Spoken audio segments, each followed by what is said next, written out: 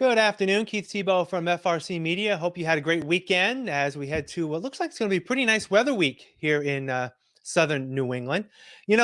Back when former police chief Jeffrey Cardoza was first appointed, we had a chance to speak with the chief about his plans for the department. It's been a few months now, and I thought we'd talk to the chief again to see what's going on with the FRPD. Please be joined by Chief Jeffrey Cardoza. Chief, thank you for joining me. How are you? Very well. It's great to be here, Keith. Thank you. Let me just start. How's the first few months been for you? I guess you were officially appointed, May, June, when you firstly officially got appointed by the city council. How's the transition been for you thus far? Very busy, very rewarding in a lot of different ways. And I've had the opportunity to meet with different people in the community that I normally wouldn't meet with if I wasn't the chief. So it's been great. There's been some tough roads as well. There have been some times that very frustrating, but overall, it's been a great experience. I want to get to some things that have come up since the last time we spoke. I guess first and foremost, just last week, the Fall River City Council approved the city budget for the year. And when the council first got the document, there were, I believe, 12 or 13 positions in the police department that were going to be left unfilled. The council made it aware that they were not, they were concerned about keeping those unfilled.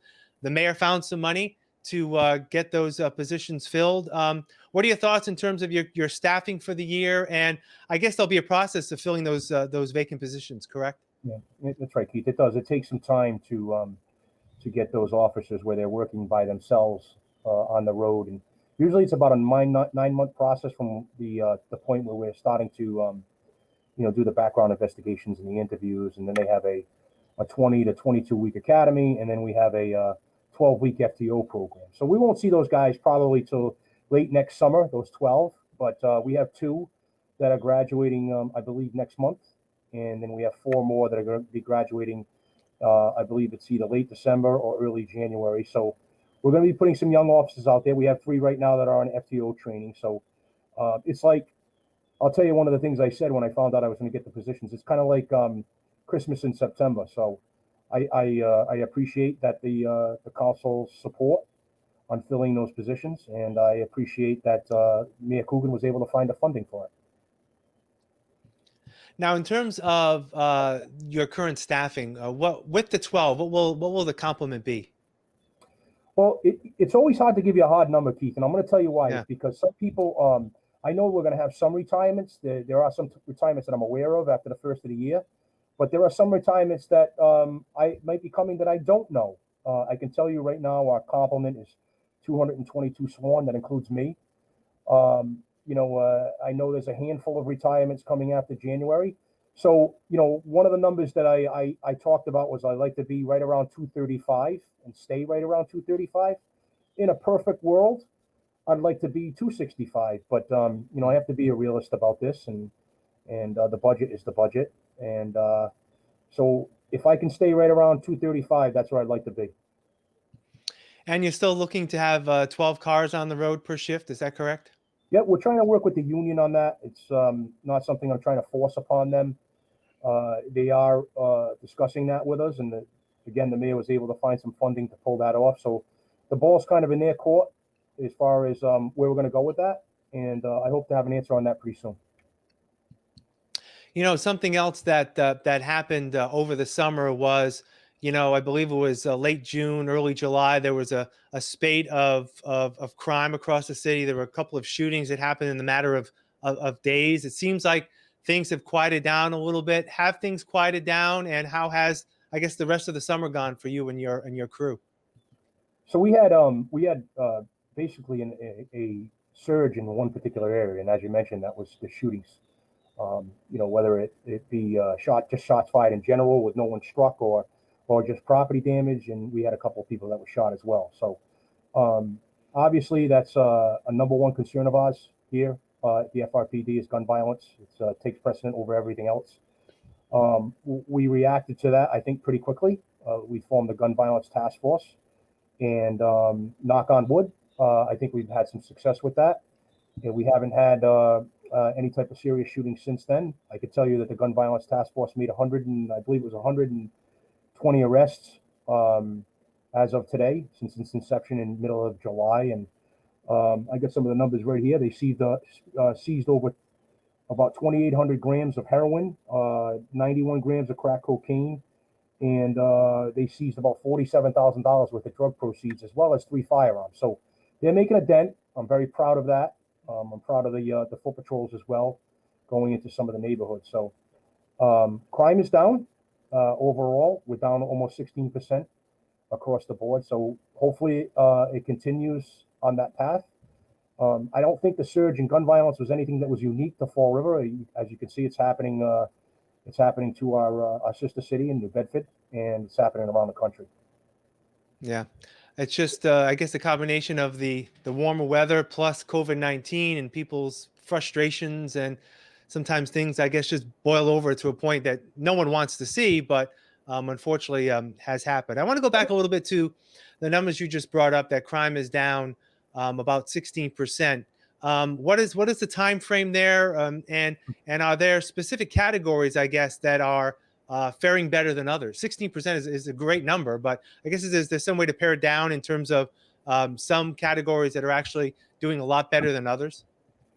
Sure. So what I refer to when people are asking about crime is I take a look at the time frame last year compared to this year. So we're down 16% when you compare January 1 of 2019 through September 8th to this time, January 1 of 2020 through September 8th of 2020. We're down in all our categories except arson. And I explained the arson by we had one particular person that was walking around lighting dumpsters on fire. So that's brought our surge on arsons up. But I'm talking about rape, robbery, aggravated assault, burglaries, larcenies, motor vehicle theft. Those more serious crimes are all down. And when you look at them all together, percentage-wise, we're down almost 16% crime overall in Fall River. Something that I can tell you has a lot to do with the men and women that are working the street. I think we're being proactive, but we're being proactive in a professional manner. Is COVID playing a role in this? I mean, maybe not now because people are still going outside. They're still trying to get some exercise, some fresh air. But early on, with people staying inside, could that be a reason why some of the numbers are better? People aren't actually out doing things? I think that's fair to say, Keith. I think that, I'm not the only community where crime is down a little. And I think that's fair that COVID could have an impact on that. I will tell you that a lot of communities, you can see as we're starting to loosen the restrictions on COVID are going up. Fortunately, we're not one of them. In relation to COVID, obviously the restrictions that have been put in place, recommendations that have been put in place to social distance and wear masks and not limit your gatherings to a certain number. Is your department getting calls about that? People complaining about, hey, there's looks like 40, 50 people in a group here in this location. I guess how many COVID related complaints has the department been getting? I'm not, Keith, it's a good question. I'm not aware of any. I'm not saying there haven't been any, but I'm not aware of them. I can tell you we've seen some stuff on social media where people have commented and it's been brought to the supervisor's attention. But what the position that we're taking with this is cruisers are supplied with PPE gear. And I've had some conversations with Tess Curran, who works in the health department, and we're taking more of an educational approach to this. And if we can, the officers will give out any type of mask or protective gear that might be needed at a particular place. Now, are your officers also now part of their routine that they know that they have to put their own masks on? Is it sort of like second nature in some ways to them now after 6+ months?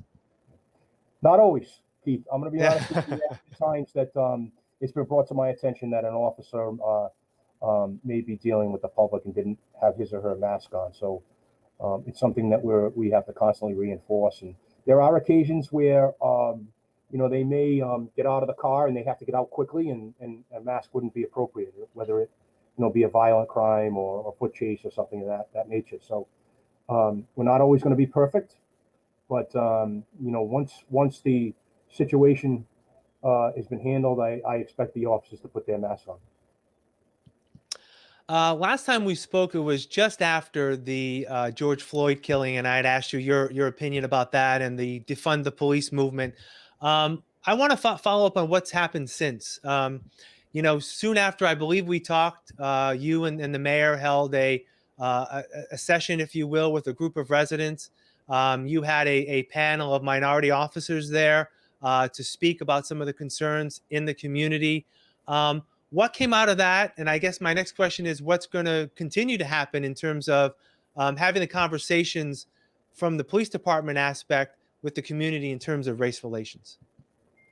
Um, as far as the panel that we had involving the minority officers, it went very well. The feedback that I got from those in the crowd and some of the people in the community that were able to watch it, on social media, loved it.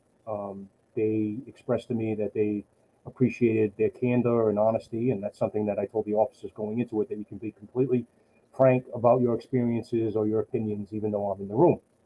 The mayor and I have had discussions about taking that to another level, if you will. Some of the feedback we got was that some of the minority community would like to have conversations with white officers. So I've had some conversations with several white officers who are willing to do that. We're going to be scheduling that in the near future. I think the mayor's was trying to get through the budget season, if you will, and that should be coming up shortly.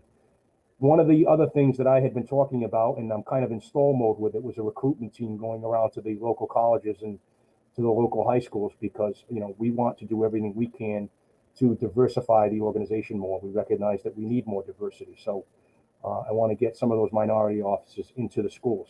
The problem being, like a problem for everybody, is COVID. So I'm kind of at the whim of the COVID crisis right now, and waiting for the opportunity to do that.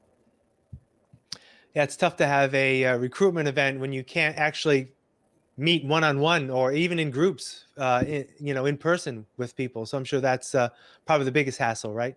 Yes. Yeah. Chief Cardoza, I appreciate your time. I mentioned before, maybe we can do this on a little more regular basis just to get an update on what's happening with the police department and things that are happening in the city. The numbers look good, but again, it's more than just numbers, right? It's people, it's conversations, it's continuing to interact with the community. I know that's something that you're definitely want to continue to do, correct? I do, and not only the community but the media, right? We're going to have a position over here. We're going to be as transparent as we possibly can be, and if we make a mistake, we admit it, and we learn from it, and we try to make it right and move on. So we're going to do everything we can to work with not only the community but the media and politicians and the business people. And we over here, we believe in it. It's selfless service, and it sounds corny sometimes, but it's the real deal. All right, Chief Cardoza, thank you for joining us today. Have a great day, and we'll talk again soon. Take care. Thank you, Keith. Take care. All right. We want to thank you for joining us today here on FRC Media. I'm Keith Tebow. Have a great day.